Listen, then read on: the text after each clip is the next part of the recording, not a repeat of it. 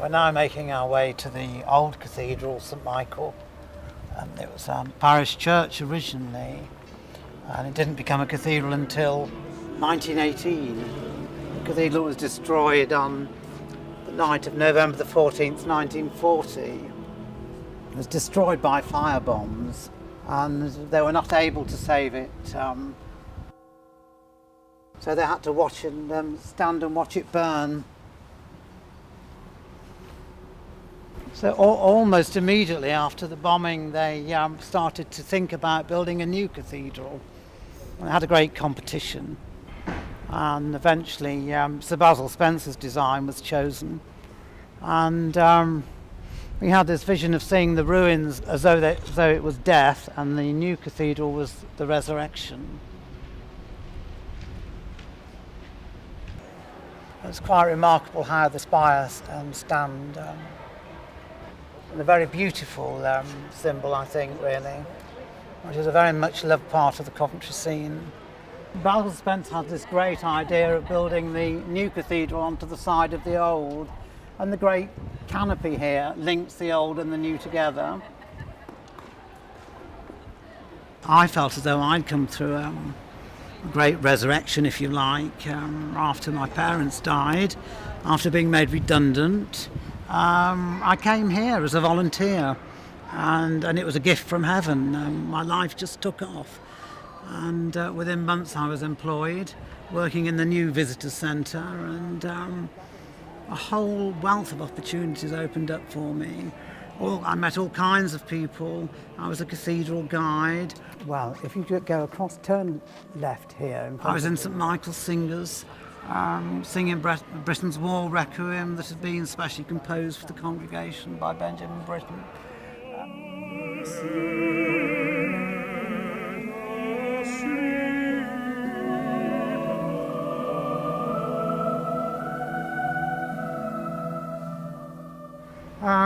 If I came into the cathedral with my father, he always used to make me take my school cap off, because he used to say, although there's not a roof on the building, it's still the house of God.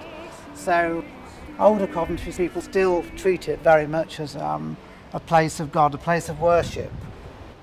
This is the charred cross. The original is housed in the new cathedral because it's so delicate. This is a replica. And then every Friday lunchtime, the Litany of Reconciliation is said here. Nation shall not lift up sword against nation, neither shall they learn war anymore.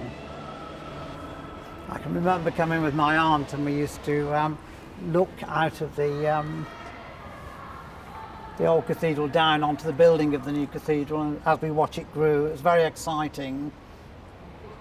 The 60s were a very exciting time in Coventry as the city was being rebuilt and reborn. We'd grown up with the war damage. From my earliest memories of the city, there were still gaping holes and prefab shopping and all that kind of thing. Quite poor in many ways, but Coventry people had a marvellous spirit, and they were very brave, and they survived very well. So this is a great public walkway called St Michael's Walk, and Sir Basil Spence decided that there'd be a clear glass screen, so as people walking by could see what was happening in the cathedral, and they may be drawn in to worship or to go and look further.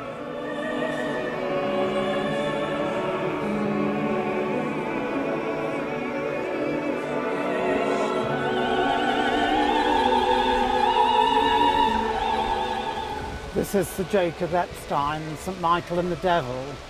St Michael defeating all evil.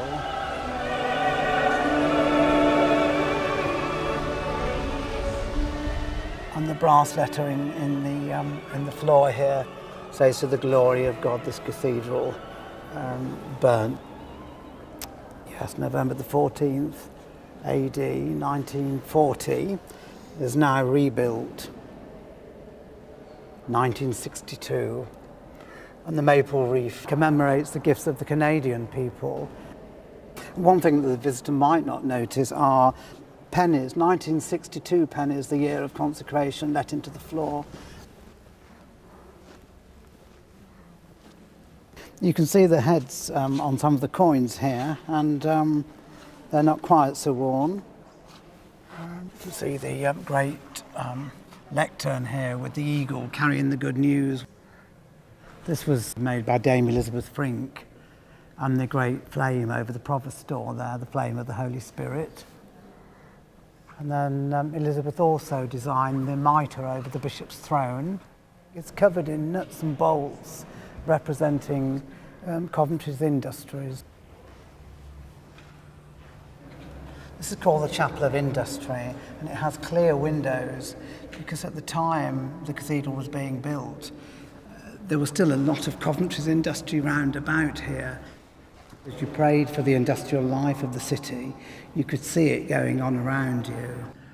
But the little bit that I'm interested in is, if I, your Lord and Master, have washed your feet, you also ought to wash one another's feet, which attains to Maundy Thursday when Christ washed the disciples' feet. And still in this cathedral now on Maundy Thursday, certain people would have their feet washed as a symbolic act on Maundy Thursday by the Bishop of Coventry. But to wash anybody's feet is a great humbling experience and dries people's feet. When I've done it when I cared for my parents. But now I'm on the receiving end, and it's a very humbling experience actually when people are kneeling, washing your feet and drying your feet. So I always think about this in particular.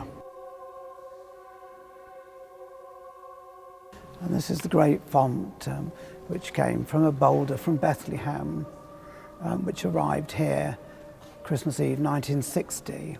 And the boulder is just as it was, apart from the shell-shaped carved in the top to hold the water of baptism.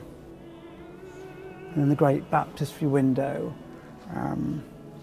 which Sir Basil Spence asked John Piper to design, and Patrick Rainton's actually built the window.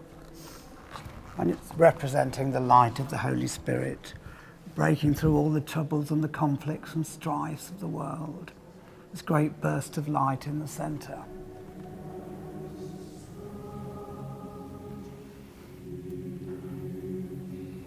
It's a very powerful feeling.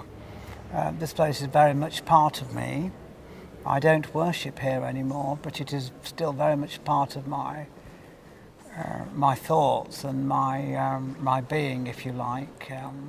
I think ever since I came here, I've always thought that the ruins, the new cathedral, and the theme of reconciliation and forgiveness suited me down to the ground, because I know in my heart of hearts, without forgiveness, we can't get anywhere in life. So the whole theme, the three things, death, resurrection, and reconciliation and forgiveness, are very much, hopefully, is what I stand for, what I aim to achieve. And I really feel that me coming here was God-given and God-sent, yes, absolutely. And I fitted in perfectly. I'd only come from a humble parish church, and I was so welcome and so taken on board by everybody. I still find it a very powerful, meaningful, honest, hard, gritty environment, very truthful environment. There's a great face on the tapestry of Christ, staring at us all the time. With Christ there's no secrets are hidden. He knows all our faults, all what's wrong with us, all our falseness. He knows it, and there's no escaping his glare, his gaze.